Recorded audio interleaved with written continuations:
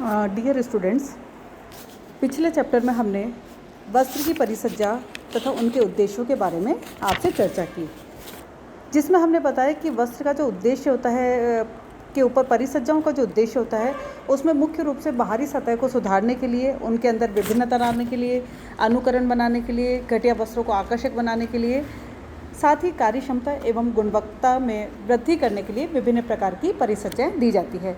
साथ ही हमने उसमें यह भी बताया कि जो परिसज्जाएँ हम देते हैं वो विभिन्न प्रकार की होती है। जैसे कई बार सतह को चमकदार बनाने के लिए, चिकना बनाने के लिए, कुछ आकर्षक बनाने के लिए कुछ आधारभूत परिसज्जाएँ दी जाती है, तो कुछ ऐसी परिसज्जाएँ होती है जो गुणवत्ता बढ़ाने के लिए की जाती है। जैसे जीवाणुरोधक परिसज्जा है, विष्णुरोधी परिसज्जा है, एंटीवायरल है, अग्निरोधक परिसज्जाएँ हैं, आदि विभिन्न प्रकार की परिसज्जाएँ वस्त्रों पर दी जाती है।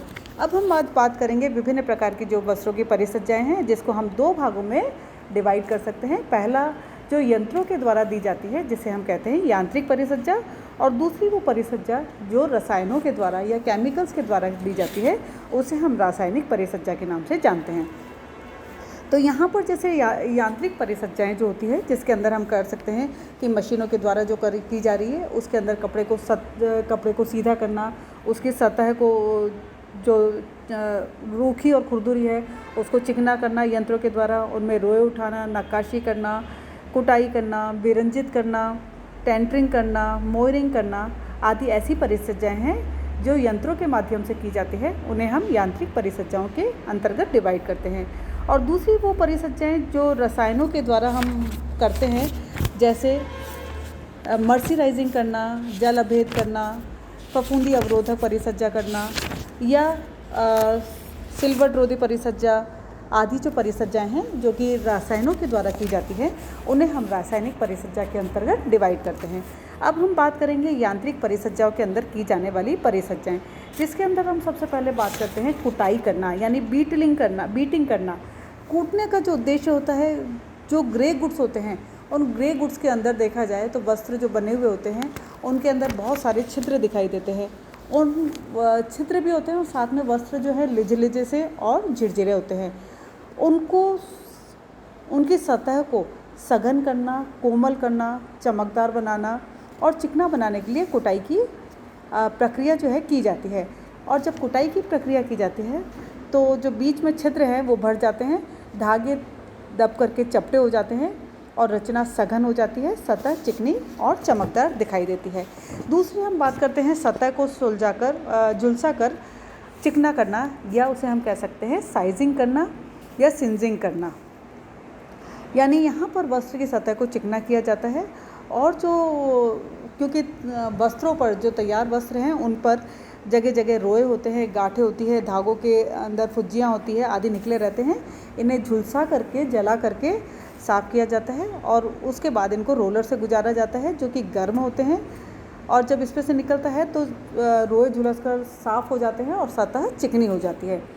तीसरा जो होता है रोए को काटना और झाड़ना, यानी हम जब रोए को शेयरिंग करना और ब्रश करना, इस विधि के द्वारा भी सतह को चिकना किया जाता है, जिसमें वस्त्र की सतह पर चिपके हुए रोए और गांठें कट करके ब्रश से उसको झाड़ दिया जाता है।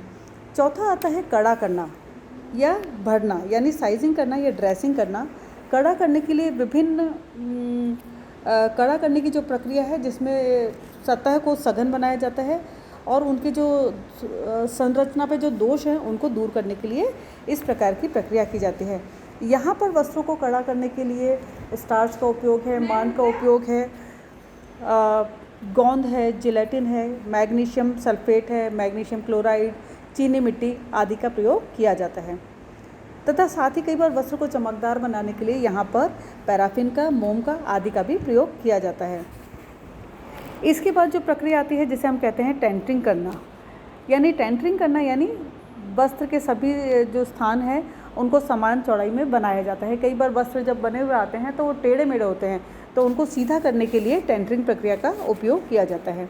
इसके बाद आती है रोए उठाना, यानी नैपिंग करना।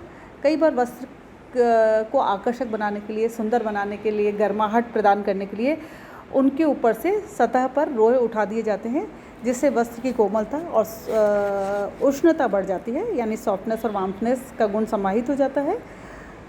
रोए के बीच वाले रिक्त स्थान में हवा ठहर जाती है और फलतः जो वस्त्र हैं वो गर्म प्रतीत होते हैं। इसके बाद आता है चिकनापन लाना या कैलेंडरिंग करना। कैलेंडरिंग करना यानी इस्त्री करने का ही एक व्यापक रूप हो सकता है। इस्त्री प्रक्रिया में छोटी इस्त्री का प्रयोग किया जाता है। यहाँ पर कैलेंडर्स में बड़े बड़े रोलरों का प्रयोग किया जाता है।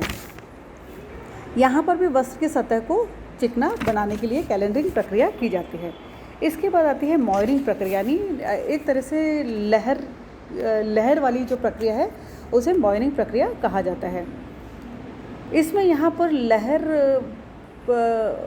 लहर वाली जो संपूर्ण सतह पर पानी के लहर के समान नमूने बनाए जाते हैं। इसके बाद अत्यंत बारीक एवं महीन रेखाएं बनाई जाती हैं और प्रकाश की जब किरणें पड़ती है, यानी जब रेस पड़ती हैं, तो रेखाएं एवं लहरों पर जब पड़ती है तो वो परावर्तित होकर एक अनोखी चमक को पैदा करती है। इस प्रक्रिया में जो है मॉयरिंग मशीन में 3 अलग अलग आकार के रोलर लगे होते हैं। सबसे ऊपर वाला जो रोलर होता है इस पर कपड़ा चढ़ा होता है। दूसरे रोलर को गति एवं दबाव पहले रोलर की अपेक्षाकृत अधिक होती है, जिसके कारण से वस्त्र की सतह पर पानी की धारियाँ बन जाती है। इसके बाद आता है नक्काशी करना यानी एम्बोजिंग करना। वस्त्र की सतह पर कई बार आकृति उभारने की जो क्रिया है जिसे हम कहते हैं नक्काशी करना या एम्बोज करना कहलाती है। इस प्रक्रिया के लिए सबसे पहले वस्त्र की सतह पर संश्लेषित रेजिन यानी सिंथेटिक रेजिन को जमाया जाता है। रोलरों पर से पहले से ही नमूने खुदे होते हैं। जब गर्म भारी खुदे हुए रोलरों के बीच से होकर वस्त्र को गुजारा जाता है तो यहाँ पर और दबाव पड़ता है तो नमूने रोलर पर जो खुदे होते हैं वे वस्त्र की सतह पर अंकित हो जाते हैं। और नक्काशी जो है दोनों विधियों के द्वारा की जाती है, जिसमें हम कह सकते हैं यंत्रों के द्वारा भी की जाती है और कई बार केमिकल्स का उपयोग करके भी उस पर एम्बोज डिज़ाइन बनाई जाती है। नक्काशी के अंदर जो मुख्यतः नमूने बनाए जाते हैं उसके अंदर चपटे नमूने यानी फ्लैट डिज़ाइन बनाई जाती है और कई बार उभरी हुई डिज़ाइन का प्रयोग भी किया जाता है, यानी रेस डिज़ाइन हम बात करते हैं। इसके बाद आती है नेक्स्ट जो प्रक्रिया है ग्लेजिंग प्रक्रिया, यानी ये भी एक तरह से वस्त्र को चमकदार बनाने के लिए और चिकना बनाने के लिए की जाती है। इसमें वस्त्र को सबसे पहले साइजिंग कर दिया जाता है और साइजिंग के लिए जो चीज़ उपयोग में लाई जाती है उसके अंदर जनरली मांड का उपयोग या गोंद का उपयोग या रासायनिक पदार्थों का उपयोग किया जाता है। श्रीनराइजिंग प्रक्रिया जो है नेक्स्ट प्रक्रिया श्रीनराइजिंग प्रक्रिया, जिसके अंदर वस्त्रों में चमक लाकर उसे सुंदर, आकर्षक और चमकदार बनाया जाता है ताकि ये सहजता कई बार इतना अच्छा होता है कि ये कई बार जो फैंसी कपड़े होते हैं उनमें इनका उपयोग किया जाता है। उसके बाद हम प्रक्रिया करते हैं सैनफोराइजिंग। सैनफोराइजिंग यानी एक व्यापारिक चिन्ह है जो इस बात की गारंटी देता है कि बार बार धुलाई के पश्चात भी वस्त्र नहीं सिकुड़ेगा। अतः सैनफोराइजिंग परिसज्जा वस्त्र को सिकुड़ने से रोकने के लिए किया जाता है। तो सैनफोराइजिंग की मोहर वस्त्र के थान में प्रति मीटर कपड़े पर लगी हुई होती है। इसके बाद जो प्रक्रिया आती है जिसे कहते हैं चुन्नट डालना या क्रैपिंग करना, यानी क्रैप करना या चुन्नट डालना ये यांत्रिक भी होती है और रासायनिक प्रक्रिया भी होती है। इसके अंदर चुन्नट डालने की जो प्रक्रिया है वैसे अस्थायी होती है, लेकिन कई बार इसको स्थायी बनाने के लिए रसायन का और यंत्रों का उपयोग किया जाता है। तो यहाँ पर इस तरह से यदि हम देखें तो यांत्रिक परिसज्जाओं को मेनली वस्त्र को सिकुड़ने से रोकने के लिए उनके सतह पर चुन्नट डालना, उनके वस्त्र की सतह को कोमल बनाना, चमकदार बनाना, सतह को झुलसाकर चिकना करना, सतही संरचना को चिकना करना, उनके दोषों को दूर करना, वस्त्र को चिकना करना, उनमें पानी के समान लहर बनाना, नक्काशी करना, चमकदार बनाना, ग्लेजिंग करना, सुपर ग्लॉस देना आदि परिसज्जाएँ कपड़े पे की जाती है जो कि यंत्रों के द्वारा की जाती है। इसके बाद हम नेक्स्ट चैप्टर में पढ़ेंगे विभिन्न प्रकार की रासायनिक परिसज्जाएँ जो वस्त्रों पर की जाती है। Thank you.